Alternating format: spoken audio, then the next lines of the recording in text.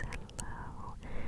My name is Haley and I appreciate you joining me today. So, once again, we have another lovely baking video. But this time we will be doing red velvet cupcakes.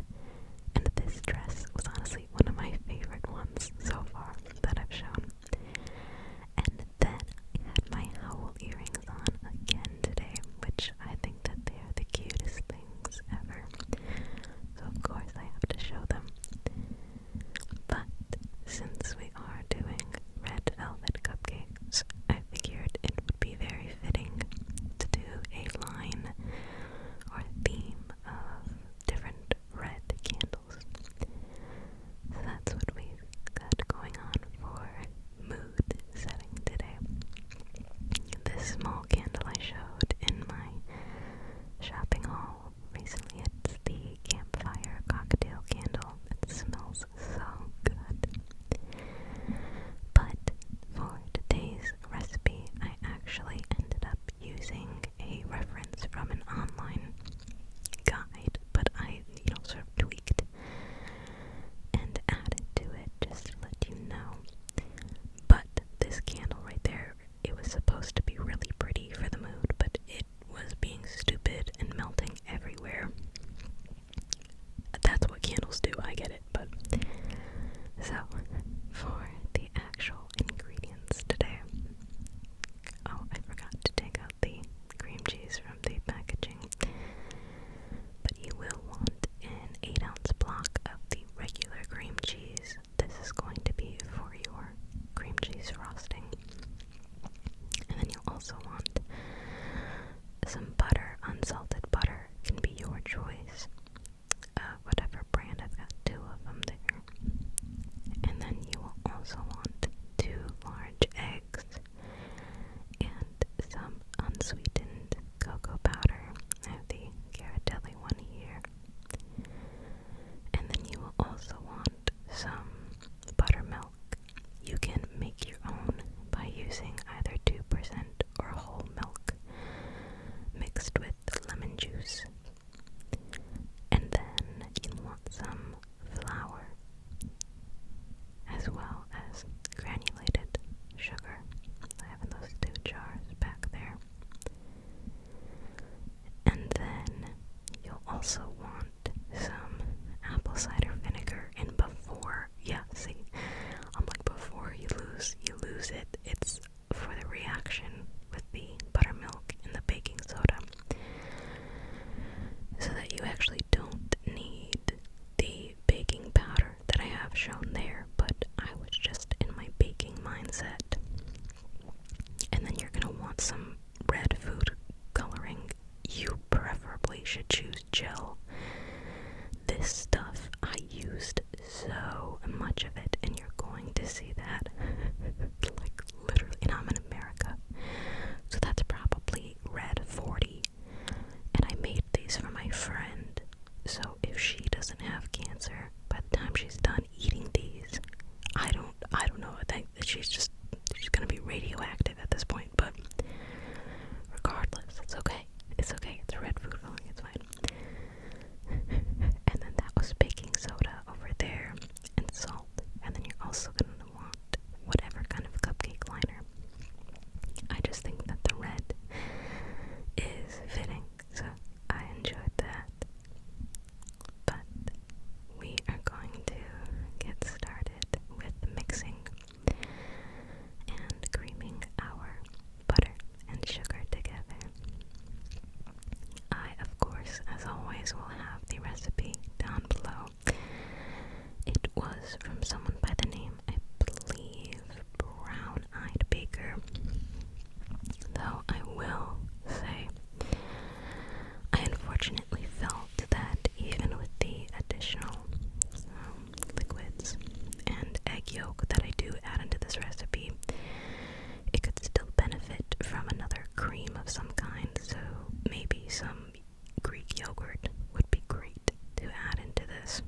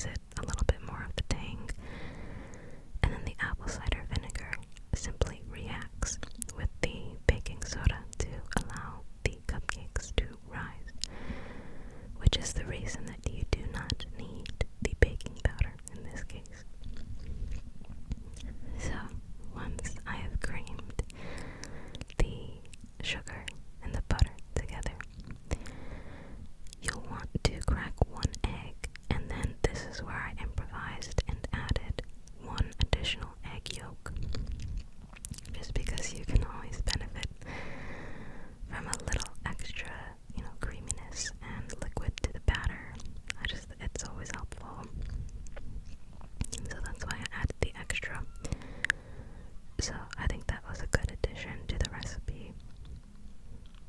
And then I just continue to mix that in. And yes, if you've noticed, I still can't find the other damn attachment. So I'm working with one whisk attachment on this hand mixer. And then I improvised more. And I added in like a splash of brewed coffee, simply because I understand that coffee brings out the flavor of cocoa powder, or chocolate in general. And so that was another experimental thing on my part, but the more liquid the better. I still, at the end of the day, think it could use some more. So, and then I also added in the vanilla there. And this is where I start adding in the red, and it gets all over me, all over my hand. It was insane. And then I also add the cocoa powder here, and the reason that I didn't add the cocoa powder into the dry ingredients later is because sometimes it can be a little more tedious of a mix-in, like it stays powdery for longer, like you really have to work at it. And so in my head, I just rationalize it as I don't want to overmix the flour once it is combined with the wet ingredients, and so I prefer to just get the cocoa out of the way here. And then once I start mixing, I soon realize that the color of the cocoa powder maybe overpowers very heavily the red dye that I'm using. And honestly, that is okay, because red velvet cupcakes are maybe kind of a placebo. Like, you see the color and you think it's something completely of its own flavor. But just add red gel. I recommend the red gel.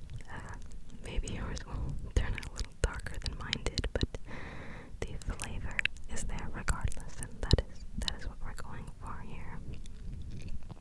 And then, as always, in between steps, you'll want to be scraping down the sides of your bowl, just to ensure you're not wasting any of the ingredients or leaving it off to the side, which can sometimes very heavily alter the make of your dessert or your baked good. If you're leaving certain amounts of flour out, or you end up having some baking soda that ends up on the side of the bowl and not even in the recipe.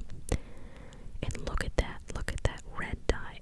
My hands were stained, like I was screwed. So, and I tried to keep adding more, because I thought surely this will work. Surely. Yeah. No. I can't. And it barely changed it. So just get some red gel, you guys. Like, make it easier on yourself.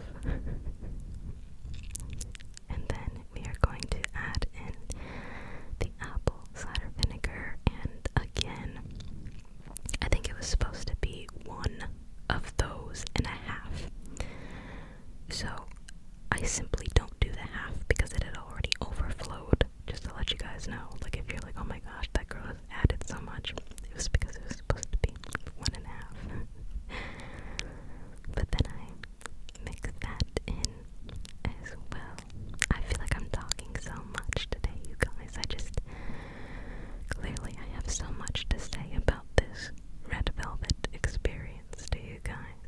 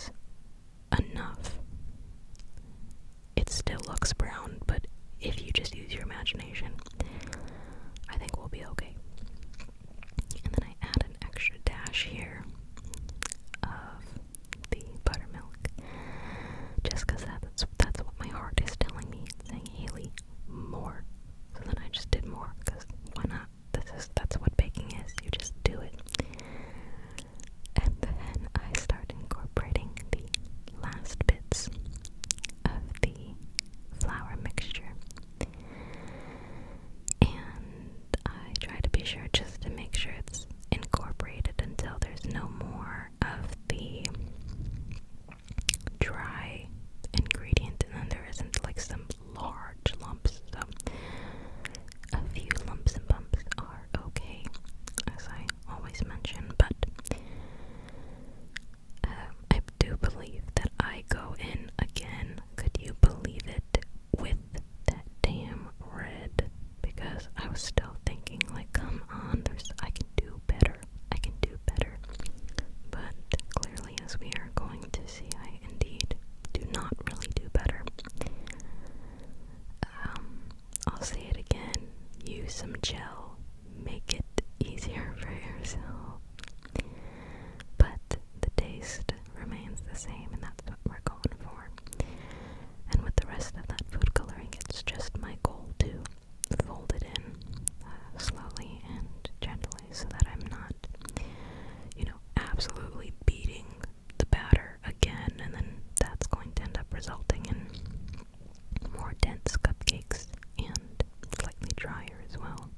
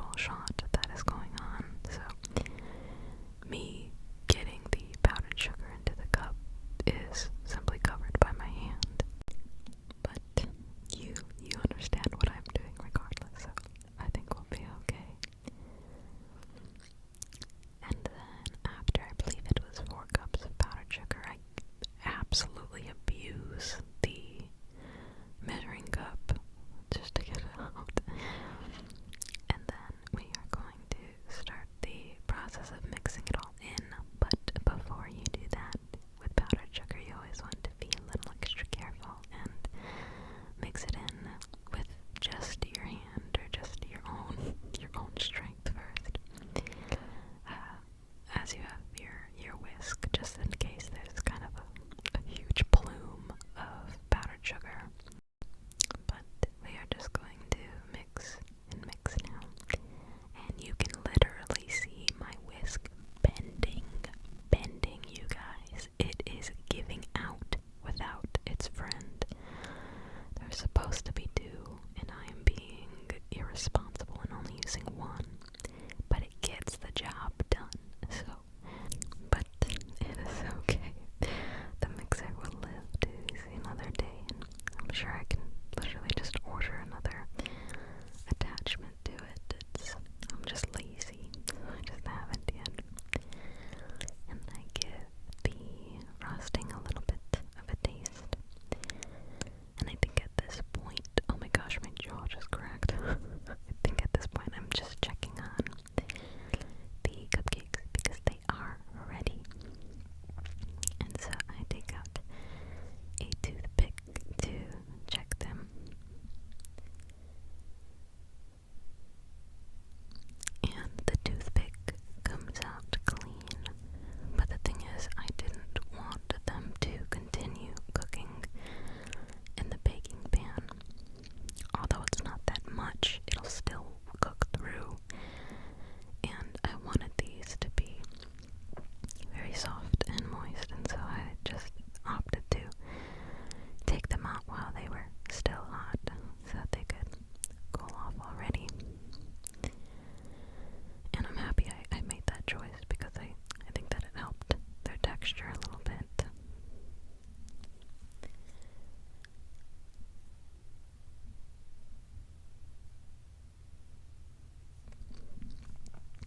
And on some of them, sometimes they'll look a little silly. Like that one on the front right. I just keep looking at it. I'm like, that looks kind of stupid, but they taste great nonetheless. And that is the point. So now I am mixing up the frosting. And I do believe that I'm about to add in the lemon juice here. And I don't show me mixing it in. Oh, I didn't even pour that cap in because I poured so much. I do end up mixing it in, and then I keep it in the fridge for the time being while they cool, just so that the frosting didn't get too runny because it was quite warm. But then I take one of the cupcakes, which is the sacrificial taste test cupcake, and I'm showing you the inside here. It was pretty pillowy and like soft and airy, so I liked that a lot. But this was the garnish cupcake, so you break up one of your red velvet cupcakes and you crumble it all together into little fine crumbs, and then that's what's going to go over top once you have them frosted. But just because I wanted